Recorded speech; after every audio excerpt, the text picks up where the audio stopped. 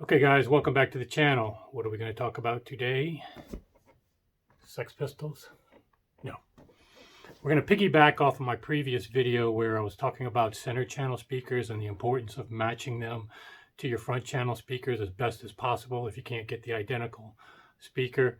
Same goes for rear channel speakers, but I'm going to go another step further and talk about something that may sound controversial, but I think if you try what I'm talking about in this video, you will come to my side of thinking on this. Number one, these are Maggie 1.7s. And on the wall I had previously were the traditional surround sound from Maggie's, which were their on-wall versions.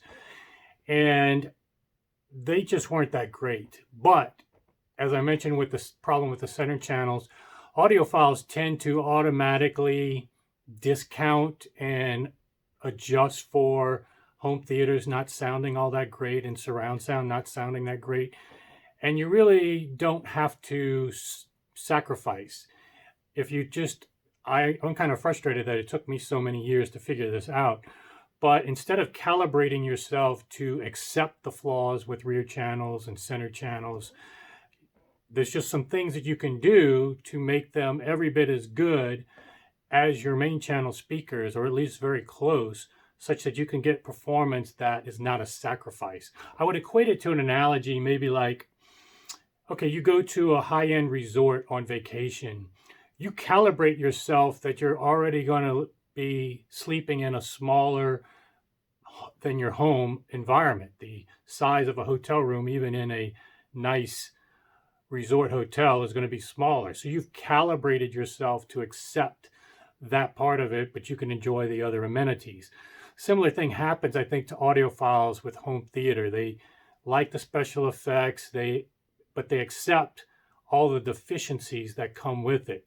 Bad subwoofer, roll-offs, cheaper amplifiers and receivers, poorly matched center channels, rear channels or ATMOS speakers that aren't dynamic enough to cover and limit you dynamically because of their size and their limited excursion and whatnot. So getting back to rear channels, I had the Maggie traditional on-wall rear channels, which you would normally see in a Maggie home theater setup. But and I had these 1.7s as my main speakers in this back room. I was rolling them off to subs, and they did pretty good in the small room, and I was happy with them for many years. But until I found something better, I didn't know what to do with these. And instead of selling them, I found them with the My stands and put some work into them. And I really don't like selling a lot of gear. So I just stuck them back here where I normally would use my rear channel, thinking it would be terrible, but just giving it a try. And it just frustrated me that it took me so long to try this. Now, granted, you're not supposed to put 1.7s in this kind of crammed environment. I acknowledge that it's not optimal, but with room correction and some room treatments, and the fact that your rear channels don't put out as much information as your main channels, so placement issues and reflections aren't as severe of a problem as they are with your main channels, I found that the trade-off was more than worth it to stick these back here versus the on walls that I no longer use. And it pays off, again, even though rear channels don't often put out a lot of information, it does pay off in a lot of movies and in a lot of concerts. I'll give one example, Roger Waters' The Wall. And I'll even do a video where I show the specific parts where it pays to have a full range rear channel. Now, these are not totally full range. A Maggie goes down to about 40 hertz at the plus or minus 3 dB point, but for a rear channel, it's essentially as good as you can get. And also, it just has that projection of a full range radiation pattern, almost like headphones in your rear channel, unlike the smaller speakers, which have a little bit more limited dispersion and radiation. So it's a night and day difference once you try it. So I encourage you to do it just from the standpoint of now your dynamics are not limited by an on-wall speaker that may distort or limit you during certain passages where there is a lot of rear channel amplification, information. But I'm thinking about amplification too. Don't cheap out on the amplification. I've got 550 watts going to these rear channels. So again, you have to drive them properly as well. But there's another additional benefit to going full range with your rear channels. And here's where I might say something that's controversial, but again, try it yourself. I like running my rear channels as full speakers in the surround sound processor setup, not as small, and rolling them off to a sub. And here's the reason.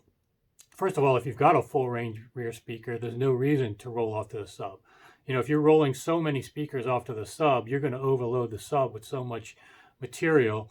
It's not even good for most subs. But secondary, if you play your sub without playing the rear channels, turn off the amps to your rear channels, but send information to your rear channel, do a frequency sweep, and see how high your sub actually goes into locatable frequencies. Now, if you know with subwoofers, most subwoofer frequencies are not locatable because they are omnidirectional and they are too low in the frequency range. But once you start getting up to 200, 300, 400 hertz, you can actually locate where that frequency is coming from. And you'll find that if you cross over a rear channel, especially some of these dinky rear channels at 80 hertz, 100 hertz, 120 hertz, you will actually have your sub playing well into 200, 300, 400 hertz where you can locate that signal. And thus, a full range will allow you to not roll over to a sub at all. And usually your subs are much further away from your rear channels. So you have the negative consequences of part of your signal being over here and part being over there that is locatable. Not the sub woofer frequencies, but the part that is part of the roll-off and trade-off does go into locatable frequencies, especially when you're using a little one. So again, hopefully that's not too complex. Just try it yourself. Try it yourself. Use full range. Use full for your ears. Don't send stuff to your sub that's way across the room from your ears. And I guarantee you what I just said earlier is not that controversial, and you'll probably be happy you did it. It frustrated me that it took so long to learn this, and that's why I'm sharing with you guys today. So if you find it helpful, or if you have any questions, subscribe, make comments, and we'll see you soon.